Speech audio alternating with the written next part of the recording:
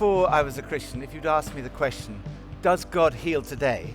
I'd have said that's a non-question. I don't even believe there's a God. And if there is a God, why on earth would he heal one person when there are millions of people out there who are not healed? Even after I became a Christian and I read the New Testament, I read about Jesus healing people, the disciples healing people. I thought, yeah, okay, that happened in the past, but we wouldn't expect that to happen today. Then back in May 1982, a man called John Wimbo came to speak at our church. John Wimbo was an American pastor of the Vineyard Church. He'd been a rock musician, amazing guy, and he came to preach here on a Sunday night from the pulpit there. I was sitting over there. I was rather cynical about this whole subject of healing, but amazing things happened that night. The following night, we met in a room called The Spring, which is a room down there, and which holds about 100 people.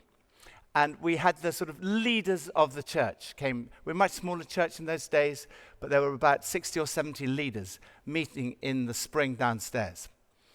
And John Wimber spoke about this whole subject of healing. And we were fine with that, but then he said at the end of the talk, now we're going to have some coffee. And when we come back after coffee, we're going to do healing. Well, none of us had ever done healing before. So we had a very long coffee break.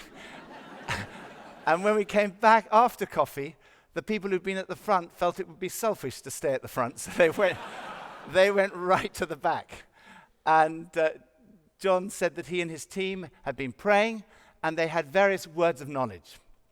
And he explained that a word of knowledge is something that doesn't come to your natural mind. It's something that's revealed by a supernatural revelation. It could be an impression, a picture, a sort of sympathy pain, or something like that. And he said that there were 12 of these. And then he read them out. And then he asked the people one by one to come down. The first one, I remember, was a man who had injured his back chopping wood with an axe at the age of 14.